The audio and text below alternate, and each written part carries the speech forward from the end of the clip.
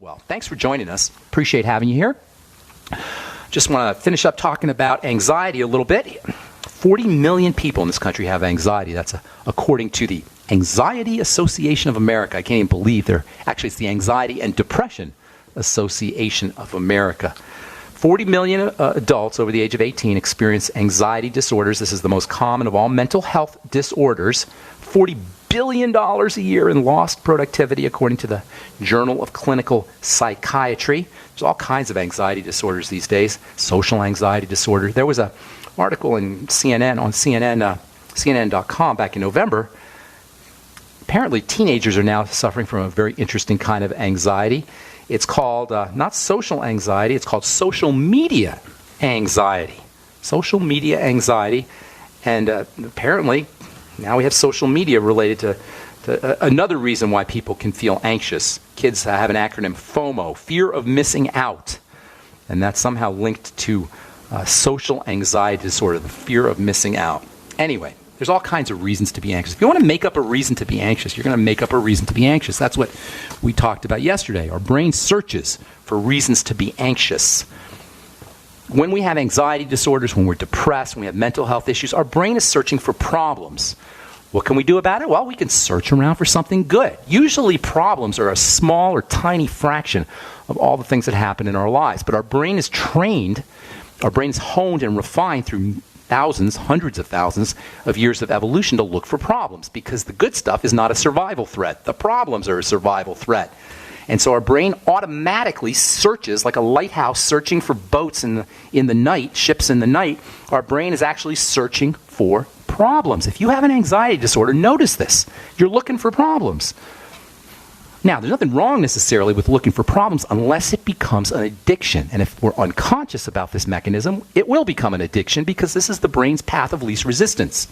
So what you do is you force yourself, you compel yourself to find all the good things in your life. And for the most part, for most of us, there's way, way, way more good things than there are bad things. There's way more wonderful things happening in our lives than there are survival threats. So we gotta train our brain to override its tendency to look for problems. Notice, first thing in the morning, if you have an anxiety disorder, notice when you wake up first thing in the morning, the first thing you're going to do, if you have an anxiety disorder, the first thing you're going to do is look for problems. You do it unconsciously, spontaneously. It'll just happen. You'll be looking for stuff that's going to go wrong. Now try switching that around. Force yourself, if you have an anxiety disorder, compel yourself to find something good in your life. And notice, just thinking about something good will change your chemistry. This is so important, you guys. We are taught to marginalize our ability to manipulate our biochemistry with our thoughts. We're taught that that's silly, that's airy-fairy. Doctors will think, oh, that doesn't work, and it doesn't sound high-tech just to change your thoughts and change your chemistry. Just by changing our posture, we talked about this yesterday, just by changing our posture, our body positioning, we can change our chemistry, we can change our neurotransmitters, our brain chemicals. We can upregulate the good stuff and downregulate the bad stuff just by changing our body posture.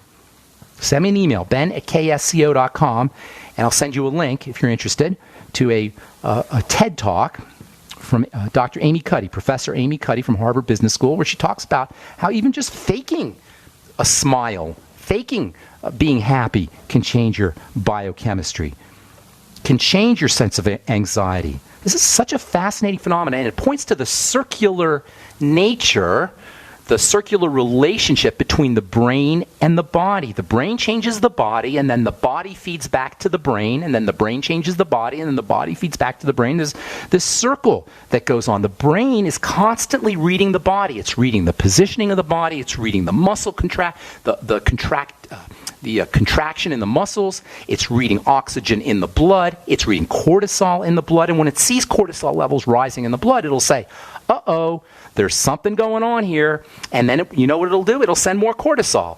If it reads the blood and it sees that there's low oxygen levels, it'll think that there's an emergency. It'll send stress hormones, which will lower oxygen levels, which will then feed back to the brain. You get this circle effect where the brain affects the body, and the body affects the brain, and the brain affects the body.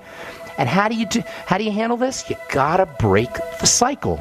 And the fastest, quickest way to break the cycle is to change your body position. You can also change your thoughts, which will in turn change your body, which will in turn change your brain. This stuff is so simple, you guys. All right, we'll continue talking about anxiety disorders, fear as well, and then hopefully we'll get into nitric oxide a little bit, because there's a relationship between nitric oxide levels and anxiety too. Remember, we're talking about anxiety. A couple books that I've been reading about anxiety. One's called The Anxiety Epidemic by Billy Saley, S-A-H-L-E-Y, I guess you say it, Billy J. Saley. Dr. Billy J. Saley, The Anxiety Epidemic. This one's kind of a neat little succinct paperback. It's about 100 pages or so. Another neat book by an MD, Dr. Gayatri, G-A-Y-A-T-R-I, Devi, D-E-V-I. It's called A Calm Brain. And then my favorite book on anxiety is called The Chemistry of Calm. And there's lots of great information here in this one about the biochemistry associated with anxiety and the chemistry associated with calmness. This is by another MD, Dr. Henry Emmons, E-M-M-O-N-S. He wrote another book called The Chemistry of Joy, which is really cool. And then another neat book is called The Worry Solution, and this one is by another MD, Dr. Martin Rossman, The Worry Solution. And there's lots of books out now about anxiety. Those are four of my favorites. Anxiety is a manifestation of the body's stress response. As you know, if you've listened to this program, there are two great streams of energy. There's two great streams of energy in the world, in reality, but especially in the body. The stream that's associated with thriving, the stream that's associated with healing, the stream that's associated with anti-aging, and not surprisingly, this stream of energy is linked to relaxation and rest.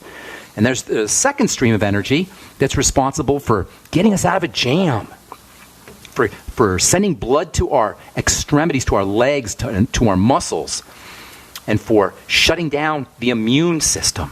Why? You don't need your immune system when you're running from a tiger. For redirecting energy from the intelligent, intellectual, creative, problem-solving areas of our brain to what's called the reptilian brain. The stress response will shut down your ability to think clearly. I wonder if this has something to do with the fact that we are encouraged at every turn by government and by mass media and by politicians to be scared. Have you ever noticed this? It's impossible not to be scared when you watch CNN or Fox News. Yesterday, all over the news, this thing about the terrorist thing that happened in Paris. Not that that's not important. Obviously, it's important. But why do we need to hear about it over and over and over again? The gunshots and I must have seen that video clip of the gunman in Paris 30 times just having the TV on. There was. I was watching a couple days ago, I was watching something, and CNN had to cut in to the program I was watching to tell me that they found the wing of the airplane that was lost. Like, I really care. Like, anybody cares that they found... Does anybody out there care that they found the wing of the airplane that was lost? Yes, it's a tragedy that the airplane was lost, but do I need to see it at every turn? Do we really need to have breast cancer awareness? Do we really need awareness of the tragedies that befall us? Do we really need to be reminded of all the ways that tragedies can hit? These are all mechanisms for inducing fear. And let me tell you something, you guys. If something induces fear or makes you scared, aside from a real line at your front door, that's something you don't want to pay attention to. And you want to be very careful of anybody's motives. If somebody is encouraging you to be scared about something as opposed to doing something, as opposed to approaching a solution, if somebody's encouraging you, or some news reporter or something you're reading is encouraging you to be scared, or the net result of your interfacing with something on TV or in the news is fear, stay away. Don't pay attention. It doesn't do you any good. You don't need to know. You don't need to saturate your mind and immerse your feelings and emotions in fear and awareness of diseases. This is absurd. It's idiotic, really, and even worse, it's manipulative. No wonder why 40 million Americans are anxious. 1 out of 7 Americans, 1 out of 6 or 7 Americans is experiencing anxiety issues. You say, oh, I know, my problems are real. Well, leaving aside the fact that our problems or things are not really as bad as they seem, let's be honest here. What is it exactly that we're stressing or we're anxious about? Is there something really, when we have anxiety, is there something really life-threatening about what's causing our anxiety? No, for the most part, not. If there was, we would be experiencing fear. Fear is about mobilization. Anxiety is about worry. Anxiety doesn't have a solution. Fear in general has a solution. If we have time to be anxious, then we're dealing with the future, and the future doesn't exist. So we're anxious about something that doesn't exist. In the book, Why Zebras Don't Get Ulcers, there's a guy named, the author, Dr. Robert Sapolsky, a biochemist. He spends a lot of time distinguishing between the way animals experience stress, which in the animal kingdom is fear. Animals don't really have stress, they have fear. And then the way humans experience it. According to Dr. Sapolsky in the book, Why Zebras Don't Get Ulcers, animals in the wild experience these quick bursts of life-threatening emergency, and then they're over. And the biological system is equipped to handle this kind of stress. These kinds of stresses, if they happen infrequently, don't cause harm. And in fact, these kinds of stresses that happen infrequently and happen in intense, short bursts can actually strengthen the body. What doesn't kill us makes us stronger, as Nietzsche said in the 19th century. This is one of the key elements of life. What doesn't kill us makes us stronger. It's the principle behind exercise.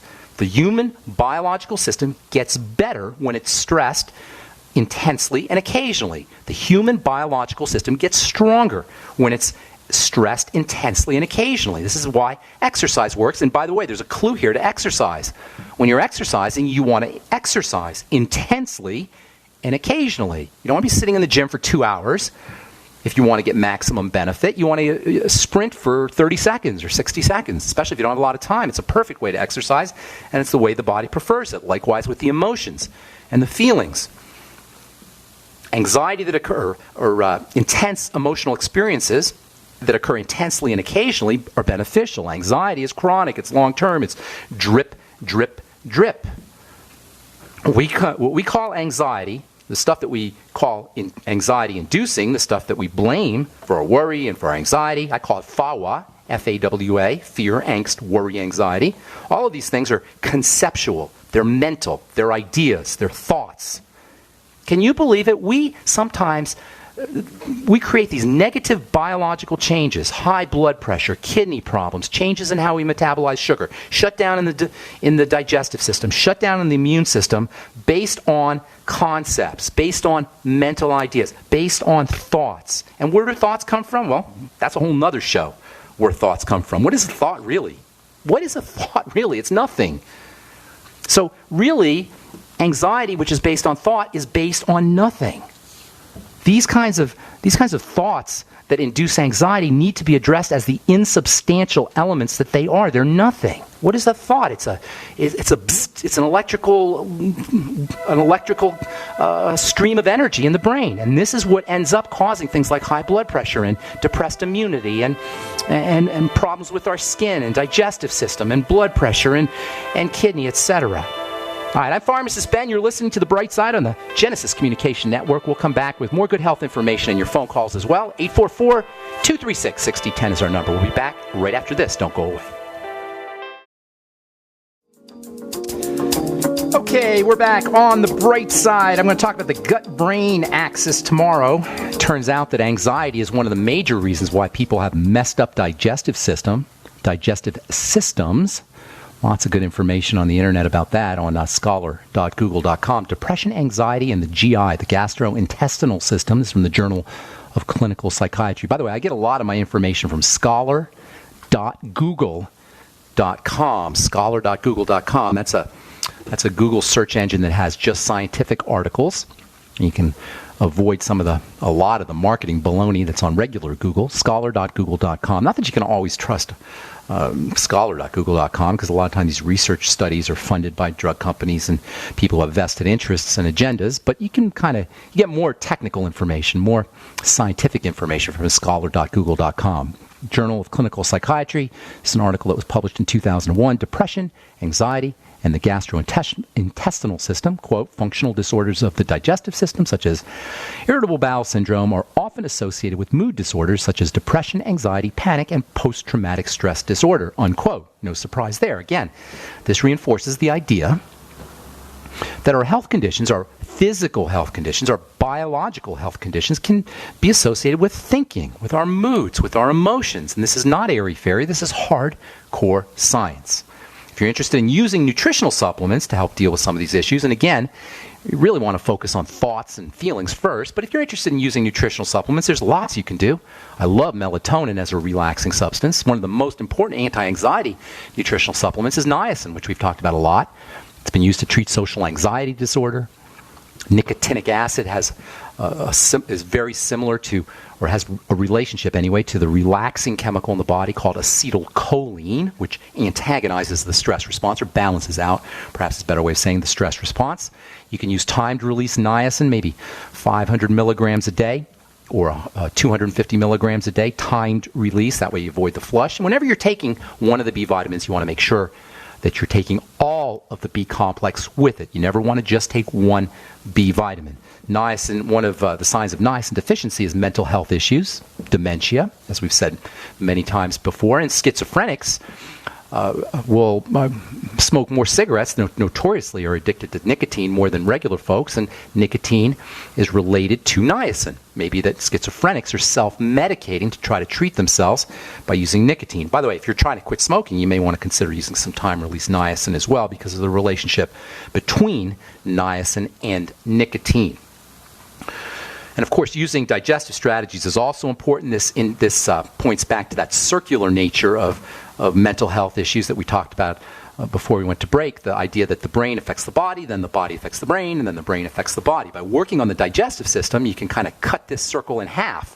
By strengthening the digestive system, you may be able to prevent or at least minimize or mitigate some of the anxiety that's induced by the digestive system. And one of the best ways to do that is to make sure you're on a good probiotic supplement. As if you didn't have enough benefits with probiotics for the digestive system, now we know via the gut-brain axis how the microbiome, how the bacteria in the gut influence anxiety. And by the way, this is an article from 2013 in the journal Trends in Neuroscience. Quote, the gut-brain axis, how the microbiome, that's the universe of bacteria that live in the gut, influences anxiety and depression, unquote. We'll talk about this tomorrow as we finish up talking about anxiety, and then we'll get to some nitric oxide things. And then we'll talk about nitrates. A lot of folks are still under the impression that they need to stay away from nitrates in food. Not true. Nitrates are actually a source of nitrogen, a precursor to nitric oxide, and nitric oxide deficiencies are not uncommon, and nitric oxide deficiencies may be associated with your chronic degenerative disease. So we'll talk about that tomorrow in the next day as we continue on the bright side discussing anxiety and inflammation and inflammatory neurotransmitters and anti-inflammatory hormones. Okay. Time to hit the phones, 844-236-6010. Got a couple lines open for you. Let's go to Felicia in Maryland. What's up, Felicia? Welcome to the bright side. Thank you. How you doing? Pretty good. I learned about your show this past weekend from a massage therapist who told me about it, and he suggested I call. Well, good. How can we help you? I've been taking Lipitor 10 milligrams for many, many years now. Oh, okay. Okay. How can I ask you how old you are? Just roughly? Not exactly. Yes, I figured you'd ask that. 61. Just approximately. How much? 61. How old? 61. Okay. Okay. There's a history of high cholesterol in my family. Both my parents had bypass. You want some help with you want some help with the cholesterol issue with the statins and all? Yes, that's right. Okay, here's the deal. Here's the deal. I want to say that this cholesterol mania and using statin drugs to protect yourself, I want to say that it's stupid because it is stupid. It's really, it's biochemical. Not you, ma'am. I'm not talking about you, Felicia. I'm talking about the idea of it.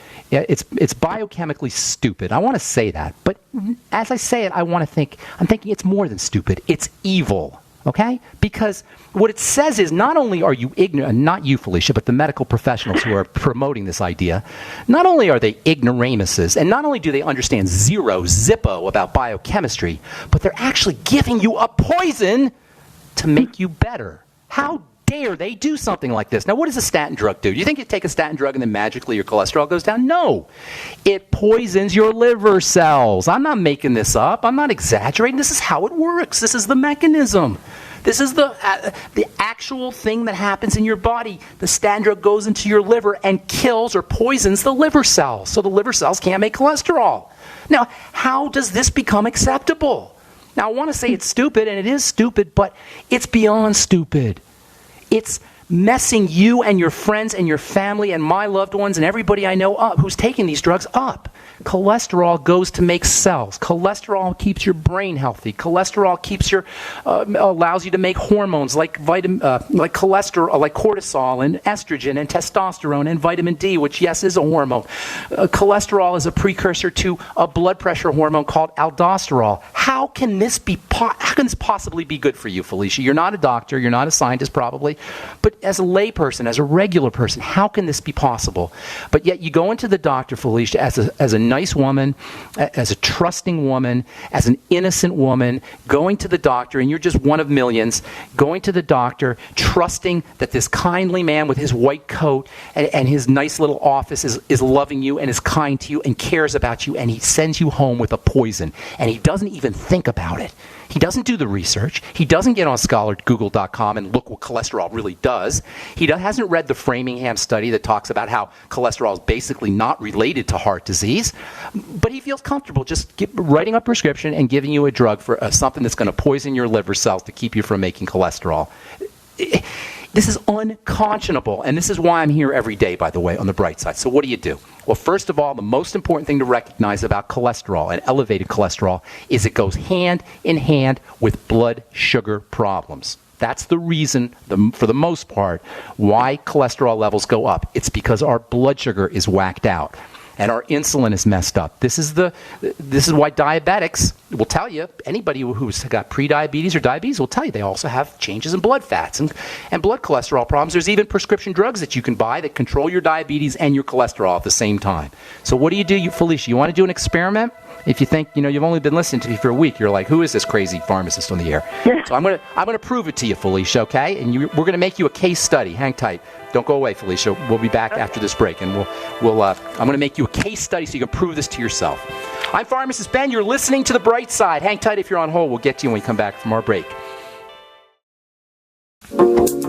Okay, we are back on The Bright Side. I'm Pharmacist Ben. Felicia in Maryland. You want to do a case study with me? I'll tell you what, I'll make you a deal, Felicia. If you do what I'm telling you to do, and then check back with us, I will send you out 2, not 1, but 2 free jugs of Beyond Tangy Tangerine. Is that a deal? Okay. Okay, I'll send it out to you on me because I want to prove it to you and I want to prove it to our listeners how easy it is to drop your cholesterol and your blood fats and lose weight and drop blood pressure without drugs. Okay, let me tell you one thing, though. I did go at one point to my physician and say, I need to know if I'm going to have to take these for life, so I really want to get off them because I've lowered my weight a bit. I'm normal weight for height, but I had lowered my weight, and I thought that would also help my cholesterol. So I went off for about 3 months. My cholesterol shot up. Well, you didn't do the other things, ma'am. You didn't do the other things. Right. Here's the thing. Cholesterol and eating go hand in hand. Your cholesterol doesn't just magically go up. There's no pixie dust that an angel sprinkles on your head to make your cholesterol go up, okay? It's something you're doing. Now, what do you do on a regular basis? Well, you breathe on a regular basis. Breathing's not going to do it. You walk around on a regular basis. That's not going to do it either. The most likely thing that you're doing on a regular basis is food. And rest assured, cholesterol and your diet go hand in hand. Why the heck would anybody who's a medical professional who's sworn to do no harm give you a poison drug? And again, I don't know how much more I can reinforce this and say this with emphasis. Drugs have to be handled by the body like poisons. You guys understand this. This is not me being poetic and exaggerating and hyperbolic and just trying to make a point. The liver clears them out like a poison. Why is this okay? How did we fall into this trance of accepting poison to make us better? Now, Felicia, you're not a medical professional, but do you see what I'm saying here? How is this okay? It's not. You can't just take a cholesterol-lowering drug and not expect to have other problems. And you will. You may not even notice them, but you will, because it's a poison. And elevated cholesterol is nothing more than a lifestyle issue. So here's what you do. The first thing is restrict your intake, or at least as best as you can. Zero tolerance would be great, but most of us can't do this. Restrict your intake of fast-burning sugars. That means bread. That means pasta. That means cereal. And Felicia, I'm not saying zero tolerance, okay? I'm just saying restrict them. To the extent that you limit your intake of these is the extent that you're going to notice changes in your cholesterol and blood fats. They go hand in hand. Cholesterol, blood sugar, blood fats, weight, and blood pressure are all, it's like a syndrome. They all happen together. So simply by limiting the breads and the pastas and the cereals, you're going to notice everything gets reduced. You drop weight easily. Your cholesterol drops, your blood fats, triglycerides drop as well, and blood pressure too. Now, even whole grain cereals? Yes, ma'am. There's no such, unless you're going out and munching on the wheat right out of the ground, it's still a processed product. Yes, whole grains are no better. Slightly better, slightly better, very slightly better. Yes, even whole grain cereal. Now, Felicia, I didn't say never put it in your mouth again, although that would be great. To the extent that you reduce your intake of those is the extent you're going to notice benefits with your blood, okay, and your cholesterol. All right, now, if you're one of those people, and I'm one of these people too, and many of us are like this, where it's just really hard to stay away from these kinds of foods, pasta and potatoes, and, up your protein. Go get yourself some Slender FX from Longevity or some kind of whey protein and do it on a daily basis. Twice a day would be great, all right? If you can exercise, that would help also, but that would help, but it's not absolutely necessary. Coconut oil with your protein will also make it easier to wean yourself away from these kinds of comfort foods. And that's what they are. They can make us feel comfortable, and there's lots of reasons for that. The next thing you want to do is take in nutrients that help you process sugar. See what we're doing here? Number one, we're limiting the fast-burning sugars. And number two, we're taking nutrients that help us process the fat-burning sugars. So these nutrients I'm going to tell you right now, they're all going to lower your cholesterol if you do them. And if you take them after you eat your cereal or after you eat your potatoes, that will help your body process the potatoes and the cereal and the foods a little bit better. The B vitamins are the king of sugar metabolizing nutrients, or vitamins anyway. The B vitamins, especially niacin and thiamine, but all of them. Go get yourself, and this alone will make a difference on your cholesterol, by the way. Go get yourself timed-release niacin, 250 milligrams once a day, and if you can do twice a day, that's great. And sip on the Beyond Tangy Tangerine all the way through. All right? And if you want to get some literature on it, just Google niacin and cholesterol. All right, go on scholar.google. All right, that alone is going to make a huge difference. But in addition, with the Beyond Tangy and everything else, you'll make a significant difference. Get on the sweeties. That's chromium and vanadium. Chromium, like niacin, lowers blood sugar. It stabilizes blood fats and cholesterol as well, and it'll also help you with your blood pressure. You'll also lose weight. Take it after every meal. Get yourself on the Fuchs Z, 3 in the morning, 3 at night. And then I didn't hear you say the last. I'm sorry, I apologize. Fuchs Z, F as in Frank. U, C as in cat, O as in Oscar, I as in igloo, D as in David, A as in apple, N as in Nancy, and then the letter Z. Take 2 or 3 capsules in the morning, 2 or 3 capsules at night. And there's tons more. There's tons more. Oh, get on the Healthy Start Pack. Always, always, always. You find all these at brightsideben.com, or you can call 866-735-2470. Now, I'd like you to, you'll probably get, if you do this today, you call up today, you'll get your products here next week sometime. As soon as you get the products, you can either email me, ben@ksco.com, put your phone number on there, or call us on the radio program. I'll guide you through how to use the products. I want you to use it for 30 days. If you do it for 30 days, and have a doctor check your numbers and everything. So have them check your numbers before, and then after you start the program, I guarantee you in 30 days you're going to notice a difference. In 60 days you'll notice a significant difference. If you do all this, I'll reward you with 2 free bottles of Beyond Tangy Tangerine, because I want you to see this and I want our listeners to see this, so you know that I'm not just talking. I've seen this over and over again, so I know it's going to work, but I want you to see this yourself. And you know what, Felicia? Once you see this for yourself, you'll tell your friends, you'll tell your loved ones, you'll change lives yourself. And that's what this really is all about. Once you see the results, you can pay it forward and help change lives yourself, okay? Okay. Thank you, ma'am. What was the number I should call? 866-735-2470. And if you like more information from me personally, send me an email, ben@ksco.com. And I'll get to you. And I just hung up on our next caller, by the way. Does that help you, ma'am? Yes, thank you. I'll look into these things. Okay. Thank you so much, Felicia. I apologize. I just hung up on somebody. I was about to take a call, and I hit the wrong button. So if you're listening, my friend, whoever you are, call back, and then we'll get to you. And we do have a couple lines open for you. You know I get excited here, and it just makes me so angry, you guys, because the medical model is killing you. The medical model is killing my loved ones, my friends, my family members. How do I know they're killing you? Because prescription drugs are poisons. That's how they work. The body processes them like poisons. The effect on the body is suppressing. This is why they're called anti-medicine or blocking medicine or inhibiting medicine. Who thinks this is a good idea?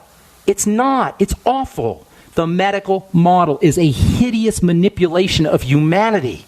It is scary beyond belief. It's destroying us.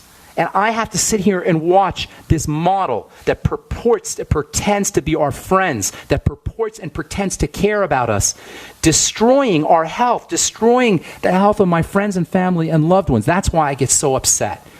And I apologize. I don't mean to freak out here. All right, Rick in Denver. Apologize for hanging up on you there, bro. What's up? Hey, Ben. Hey. I'm trying to manage rheumatoid arthritis through holistic methods. Okay. And what are you doing so far? Well, I take a lot of supplements, about 40 a day. Oh, geez. Well, and you still have the rheumatoid? And I do have the rheumatoid. Okay, well, then you're not doing something right. Here's the deal. Rheumatoid arthritis, as I'm sure you know, is an autoimmune disease. That means instead of the immune system attacking the enemy, it attacks your joints in the case of rheumatoid. So what do? You got a freaked out immune system. The immune system is essentially synonymous with the digestive system. Has anybody told you that? Have you heard that? The immune system is essentially synonymous with the digestive system. They're the same system. Now, I say essentially because there's some skin involvement and some lung involvement, a few other systems. The blood is involved in the immune system. But essentially, the immune system and the digestive system are linked. They're hand in hand. They're synonymous.